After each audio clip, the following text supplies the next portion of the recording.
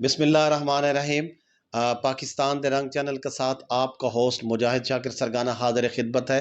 ناظرین، اشوب چشم کے نام سے آپ نے ایک وبا سنی ہے آج کل، جس نے پورے پاکستان کو اپنی لپیٹ میں لے لیا ہے۔ اشوب چشم جو ایک وبا ہے، آنکھوں کی ایک بیماری ہے جس نے پورے پاکستان کو اپنی لپیٹ میں لے رکھا ہے۔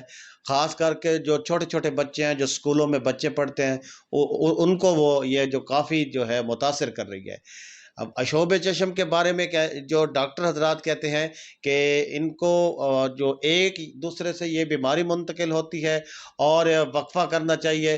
یہ مونسون کی جو موسم ہے مونسون کا، اس کے 14 سے 15 دنوں تک یہ بیماری رہتی ہے۔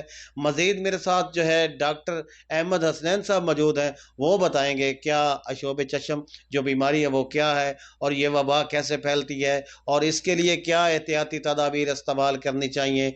مزید جو ہے ڈاکٹر احمد حسنین صاحب بتائیں گے۔ جی السلام علیکم۔ آج کل ایک بیماری پھیلی ہوئی ہے، آنکھوں سے ریلیٹڈ ایک وائرل اور بیکٹیریل بیماری چل رہی ہے جس کو ایڈینو وائرس کنجکٹیوائٹس کہتے ہیں۔ یہ بیماری بیسیکلی دو طرح کی ہوتی ہے، ایک وائرل ہے، ایک بیکٹیریل ہے، اور اس کی خاص کر ابھی تک کوئی ٹریٹمنٹ بھی نہیں ہے۔ اس کی جو احتیاطی تدابیر ہیں اس کے تھرو ہی اس کی ٹریٹمنٹ کی جا سکتی ہے۔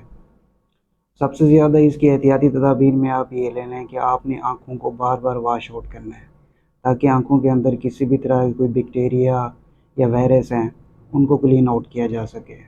اور اس کی باقی کوئی میڈیکیٹڈ کوئی بھی چیز اویلیبل نہیں ہے ابھی تک مارکیٹ میں، کیونکہ ابھی تک اس کی نئی ڈیزیز ہے، ریسرچ ابھی تک کلیئر آؤٹ نہیں ہوئی ہے۔ جب تک یہ ریسرچ کلیئر آؤٹ نہیں ہوگی تب تک مارکیٹ میں کوئی بھی اس کی میڈیسن اویلیبل نہیں ہوگی۔ آپ نے ڈاکٹر احمد حسنین کی بات سنی۔ ان کا کہنا ہے کہ یہ جو وبا اشوب چشم وبا پھیلی ہوئی ہے، آنکھوں کی جو بیماری پھیلی ہوئی ہے، اس نے جو پورے پاکستان کو لپیٹ میں لے رکھا ہے، اس کا علاج ابھی تک دریافت نہیں ہوا اور نہ ہی مارکیٹ میں کوئی ایسی میڈیسن آئی ہے جس سے اس کا فرق پڑے۔ ان کا کہنا ہے کہ احتیاطی تدابیر یہ اختیار کی جائے کہ فاصلہ رکھا جائے، ایک دوسرے کے ساتھ کم از کم فاصلہ رکھا جائے، اور جس کو یہ بیماری ہے وہ علیحدہ جو ہے ایک کمرے میں رہے، کسی دوسرے افراد کو نہ ملے۔ جی